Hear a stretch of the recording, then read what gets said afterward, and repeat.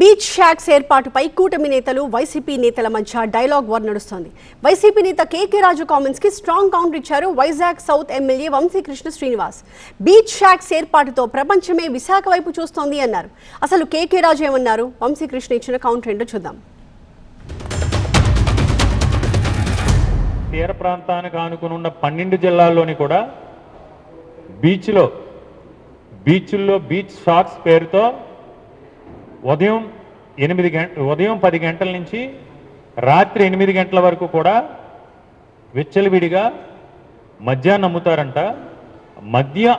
అమ్మటం ద్వారా బీచ్లో మద్యం దుకాణాలు తెరచడం ద్వారా అక్కడ మద్యం వ్యాపారం చేయడం ద్వారా టూరిజం పెంచి దాని ద్వారా ఈ రాష్ట్రానికి చంద్రబాబు నాయుడు గారు సంపద సృష్టిస్తారంట. మన రాష్ట్రం నుంచి ఇన్కమ్ అంతా కూడా గోవా, బ్యాంకాక్, శ్రీలంక అలా వెళ్ళిపోతుంది. కాబట్టి మారుతున్న కాలానికి అనుగుణంగా, ప్రజల్లో వచ్చిన మార్పుకు అనుగుణంగా మనము కూడా మారాలి. ఇంకా పాతతరంగా ఉండొద్దు. ప్రజలు ఈ తరం ఏం కోరుకుంటుంది, జన్జీ ఏం కోరుకుంటుంది, ప్రజలు ఏం కోరుకుంటున్నారు, మెజార్టీ పీపుల్ ఏం కోరుకుంటున్నారు, దానికి అనుకూలంగా మనం ఉండాలి తప్ప ఇంకా మూర్ఖంగా ఉండి ఇవాళ పశ్చిమ బెంగాల్ ఏ విధంగా అయితే ఎలా చేశారో ఆ విధంగా చేయొద్దు.